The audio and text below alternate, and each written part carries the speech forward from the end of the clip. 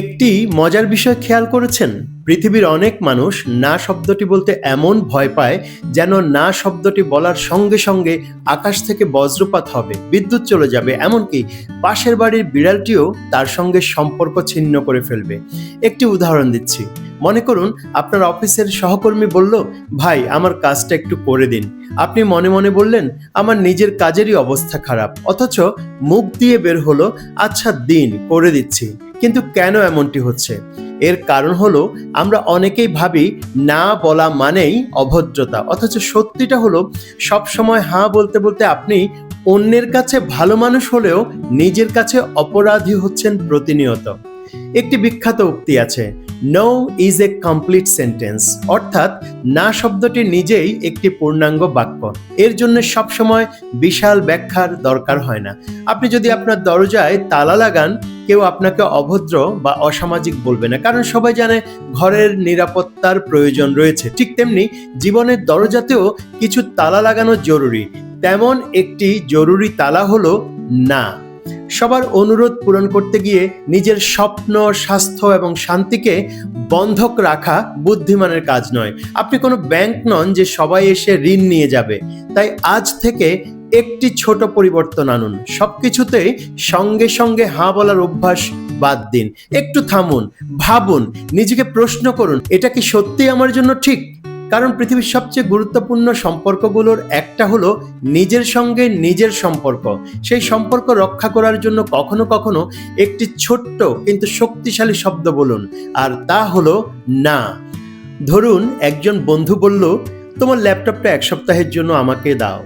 অথচ আপনি জানেন ল্যাপটপ ছাড়া আপনার কাজের অবস্থা চুলা ছাড়া একজন রাঁধুনির মতো। তাহলে কি করবেন? আপনি বলতে পারেন, আমি বুঝতে পারছি তোমার প্রয়োজন আছে, কিন্তু এই মুহূর্তে আমি ল্যাপটপটি দিতে পারছি না। এখানে আপনি মানুষটিকে প্রত্যাখ্যান করেননি, আপনি শুধু তার অনুরোধটি প্রত্যাখ্যান করেছেন। একটি সুন্দর উক্তি আছে ইংরেজিতে, being nice does not mean saying yes to everything. ভালো মানুষ হওয়ার অর্থ এই নয় যে আপনাকে সব কিছুতে হাঁ বলতে হবে। না বলার একটা কার্যকরী পদ্ধতি হলো পজ, অ্যাপ্রিশিয়েট অ্যান্ড ডিক্লাইন, অর্থাৎ থামুন, কৃতজ্ঞতা প্রকাশ করুন, তারপর বিনয়ের সঙ্গে না বলুন। যেমন আপনি বলতে পারেন, আমার উপর আস্থা রাখার জন্য ধন্যবাদ, কিন্তু দুঃখিত আপনার কাজটি করে দিতে পারছি না।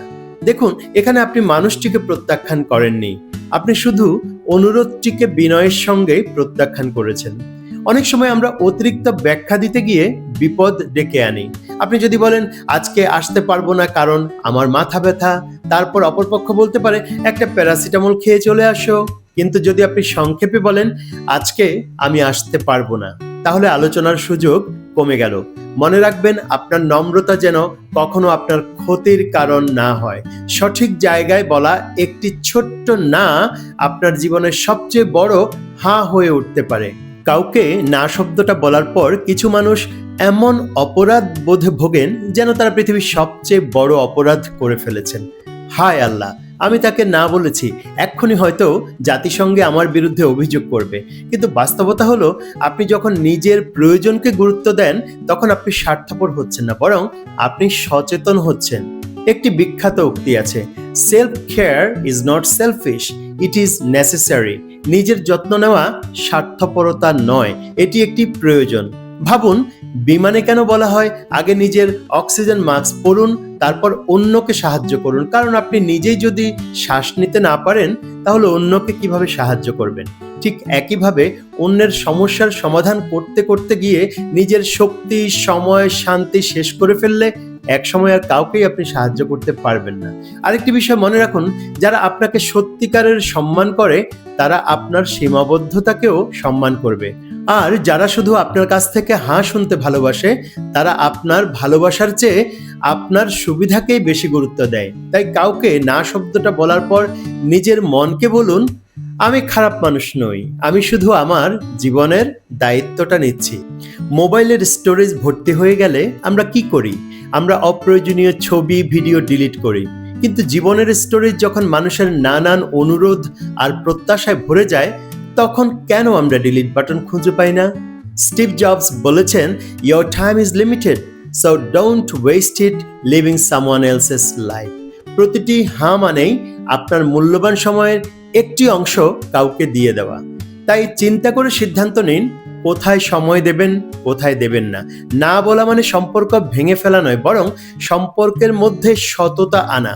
একটি মিথ্যা হাঁ আপনাকে সাময়িকভাবে জনপ্রিয় করতে পারে, কিন্তু দীর্ঘমেয়াদে এটি ক্লান্তি, বিরক্তি ও হতাশা তৈরি করে। আজ থেকে নিজের জীবনের একজন ভালো প্রহরী হন। আপনার সময়ের দরজায় একজন নিরাপত্তা কর্মীকে বসান।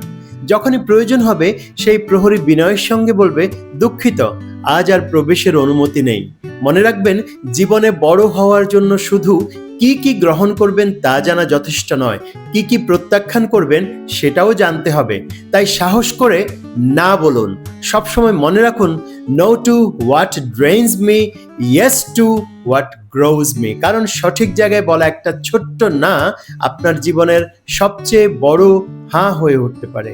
সাথে থাকার জন্য অনেক ধন্যবাদ। আল্লাহ হাফেজ, অল দ্য বেস্ট।